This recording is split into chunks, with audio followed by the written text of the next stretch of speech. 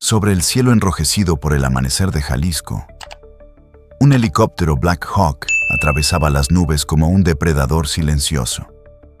Dentro de él, la tensión era palpable, pero nadie hablaba. Todos sabían lo que estaba en juego.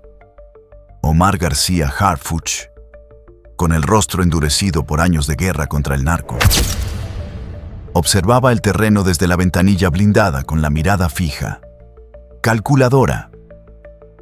No era una operación más, era una declaración de guerra al corazón del crimen organizado. El objetivo no era un sicario cualquiera, era el Mencho, el arquitecto del terror, el hombre que había logrado algo que pocos en la historia criminal del país consiguieron: convertir su nombre en sinónimo de poder, muerte e intocabilidad. Tras años de investigaciones, redes de informantes y tecnología de punta desplegada por todo el país, finalmente había llegado el día. El CJNG, uno de los cárteles más sanguinarios y sofisticados del mundo, estaba a punto de enfrentar una emboscada desde el propio Estado. O eso creían. Cada detalle había sido planeado con precisión quirúrgica. Las coordenadas estaban confirmadas, el convoy había sido detectado. Y el nombre que había causado temblores en los pasillos del gobierno, en las redacciones de los medios y en las calles de cientos de municipios, estaba a solo unos kilómetros. Pero en las sombras, algo se movía. Algo que ni la inteligencia artificial, ni los satélites, ni los helicópteros con sensores térmicos podían detectar: la traición. Lo que comenzaba como la operación más ambiciosa del sexenio estaba a punto de transformarse en una emboscada orquestada con frialdad. Y en el centro de todo, un nombre que aún hoy retumba en cada rincón de México: Nemesio Oseguera Cervantes, el Mencho. Comenta abajo: ¿crees que el Mencho sigue teniendo informantes dentro del gobierno? ¿O ya tiene el sistema completamente bajo control? El operativo era una obra de ingeniería táctica. Nada se había dejado al azar. Mapas topográficos, convoyes Sancat blindados hasta los dientes, francotiradores en puntos elevados, vigilancia satelital y helicópteros Black Hawk con sensores de última generación. Todo apuntaba hacia un solo punto del mapa: Irapuato, corazón de Guanajuato, donde un informante había revelado algo que estremeció los cimientos de la inteligencia mexicana. El Mencho se movería por allí esa mañana. Omar García Harfuch sabía que no era un simple golpe. Era la oportunidad de su vida, la posibilidad de cerrar una herida que sangraba a México desde hacía más de una década.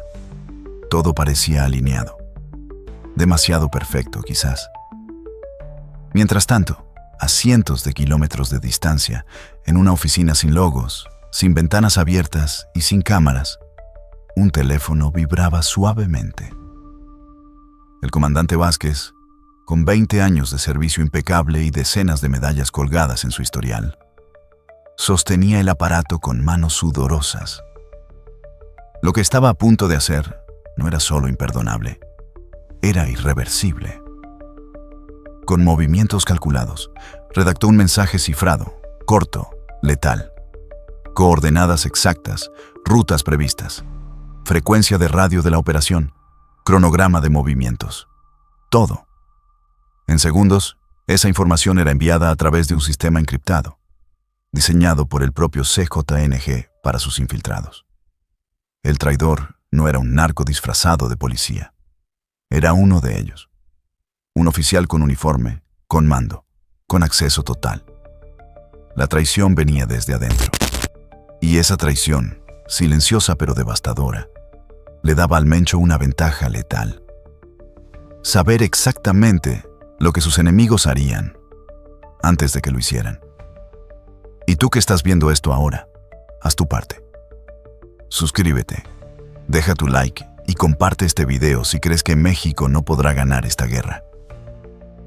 mientras los enemigos estén usando uniforme. Desde lo alto, el mundo parecía bajo control. Omar García Harfuch, concentrado en su helicóptero de comando, observaba el mapa táctico digital mientras se actualizaba en tiempo real. Drones, satélites, agentes en tierra. Cada punto rojo en la pantalla era una pieza suya. Cada línea de avance, una jugada pensada. Y en el centro de esa red perfecta, 3 Suburbans blindadas recorrían una carretera serpenteante como si no supieran que estaban rodeadas. Pero sí lo sabían. La información de inteligencia era precisa. El Mencho iba en el segundo vehículo. Una oportunidad única, inmejorable. Todo indicaba que el círculo se cerraría antes del anochecer. Pero el ajedrez no se jugaba solo en la pantalla de Harfuch.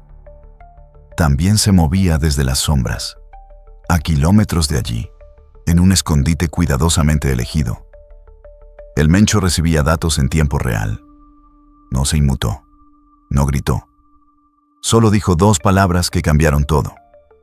Activen el protocolo, serpiente. Y con esa orden, la realidad se fracturó. Células durmientes, sicarios ocultos en casas, bodegas, cerros, incluso disfrazados de civiles, despertaron al instante. Grupos enteros que habían permanecido inmóviles durante semanas entraron en acción como si fueran parte de una coreografía militar. No había desorden, había estrategia. Mientras Harfuch seguía creyendo que era el cazador, ya era la presa. El CJNG había convertido el terreno en un laberinto letal, diseñado para una sola cosa: sobrevivir y contraatacar con brutalidad quirúrgica. Lo que comenzó como una persecución bien estructurada, acababa de transformarse en una emboscada monumental. Y nadie lo había notado aún. El zumbido constante de los rotores del helicóptero de reconocimiento era lo único que rompía el silencio sobre las colinas de Guanajuato. Pero en segundos, ese silencio se rompió por algo más. Una serie de movimientos extraños detectados en tierra. Comando. Tenemos actividad múltiple. 4 puntos diferentes. Formación de cerco, reportó el piloto con voz tensa. Las cámaras térmicas y los sensores infrarrojos no mentían. Vehículos se acercaban a toda velocidad desde todas las direcciones, formando un patrón que ningún operador quería ver. Un cierre. Una emboscada. En el centro de comando aéreo, Harfuch apretó los dientes. No necesitó más datos.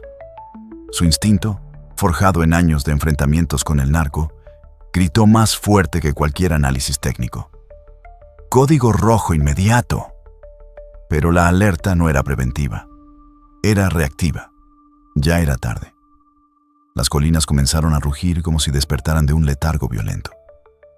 Desde los flancos, entre árboles, cerros y ruinas, comenzaron a aparecer los sicarios del CJNG. No eran improvisados. Eran exmilitares, expolicías, hombres entrenados para matar y desaparecer. Vestidos con chalecos tácticos, armados con fusiles de asalto, granadas de fragmentación y miras nocturnas. Los sicarios abrieron fuego con precisión quirúrgica. No disparaban al azar. Disparaban a matar. Las unidades federales, tomadas por sorpresa, apenas tuvieron tiempo de maniobrar. En segundos, el operativo que estaba a punto de convertirse en un golpe histórico se transformó en una guerra urbana no declarada. Lo que Harfuch no sabía aún es que la emboscada no era solo una reacción. Era una estrategia diseñada hacía años y acababan de activar su primer movimiento. El sonido de las balas no era solo ruido. Era un lenguaje, un mensaje claro que decía: no pasarán. Y ese mensaje venía directo del corazón del CNG. Las ráfagas cortaban el aire como cuchillas invisibles. El eco de las granadas retumbaba en los cerros, multiplicando el caos. Los comunicadores militares se volvieron una sinfonía de gritos, coordenadas y súplicas. Nadie podía escucharlo todo. Solo fragmentos, pedidos de refuerzos, órdenes que no llegaban a destino, llamadas interrumpidas por explosiones. En medio de esa tormenta de fuego, el sargento Rodríguez, con 12 años en combate, se agazapaba detrás de un Zancat agujereado por impactos de calibre 50. A su lado, el cabo Martínez, francotirador con más de 100 bajas confirmadas, disparaba con la calma de quien sabe que cada segundo puede ser el último.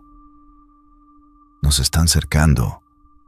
Están en todas partes, alcanzó a decir Rodríguez, cubriéndose la cabeza mientras una granada reventaba a pocos metros. Los dos sabían que no saldrían ilesos, pero no se rendirían. Cada bala que devolvían era una forma de decir que no le temían al monstruo, que aún había hombres dispuestos a morir luchando por México. El CJNG no disparaba a ciegas. Tenía ojos en las alturas, francotiradores bien posicionados, células que avanzaban entre la maleza como sombras. Parecía que todo el terreno había sido coreografiado por un general invisible, y lo era. Era el Mencho.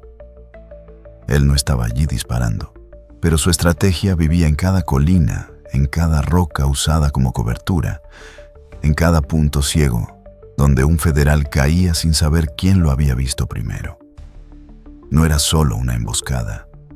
Era un mapa diseñado por alguien que llevaba años estudiando a sus cazadores.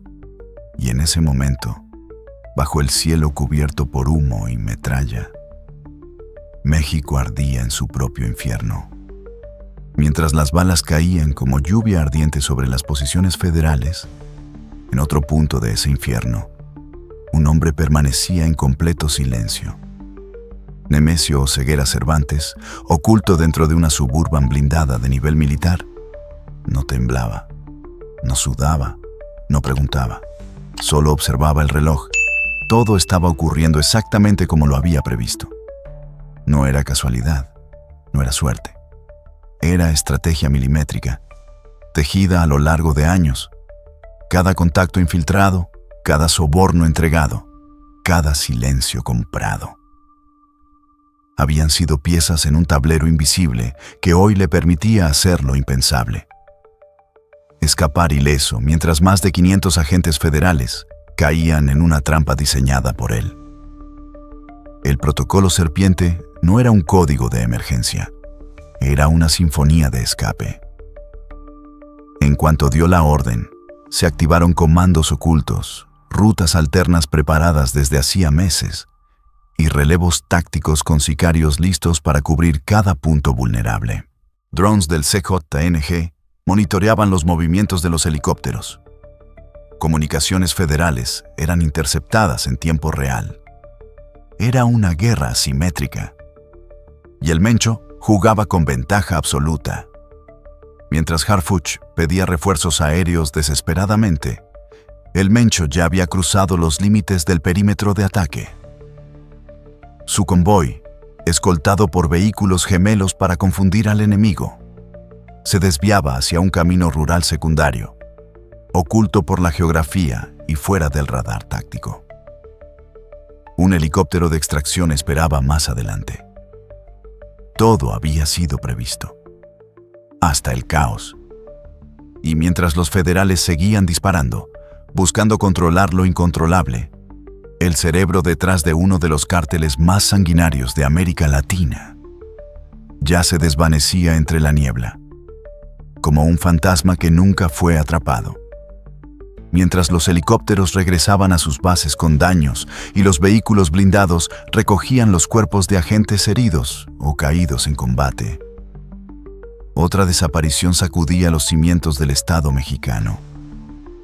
Una que pasó casi desapercibida entre el caos, pero que hablaba de una verdad mucho más oscura. La guerra no solo se estaba perdiendo en el campo, también se perdía en los pasillos del poder. Ese mismo día, a cientos de kilómetros del tiroteo en Guanajuato, Shi Dong-sang, el operador financiero chino del CJNG, simplemente desapareció. estaba bajo custodia de la Guardia Nacional, encerrado en una casa segura, vigilado 24/7, o eso se suponía. Las cámaras de seguridad lo mostraban siendo escoltado por 2 oficiales uniformados. Caminaba tranquilo, como si supiera que no iba a ser interrogado ni extraditado.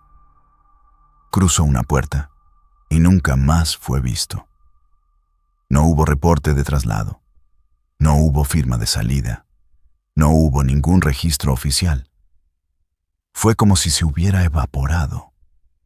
Confesó con impotencia a un agente federal que prefirió mantenerse en el anonimato. Pero nadie se evapora así. No en un país donde un operador de esa talla controla millones de dólares en flujos ilícitos. Zhang era la llave maestra para seguir la ruta del dinero.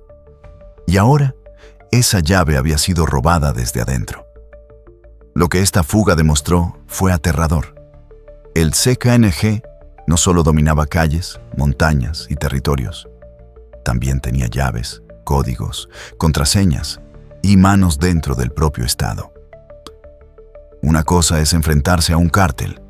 Otra es enfrentarse a un sistema donde el enemigo ya no está afuera, sino dentro del uniforme. Pocos lo saben, pero la historia que vivimos hoy ya se había escrito antes y se repitió como una maldición ignorada. 4 años antes de la emboscada en Guanajuato, en la Sierra del Grullo, Jalisco, la Marina Armada de México ya había hecho lo impensable: localizar al Mencho.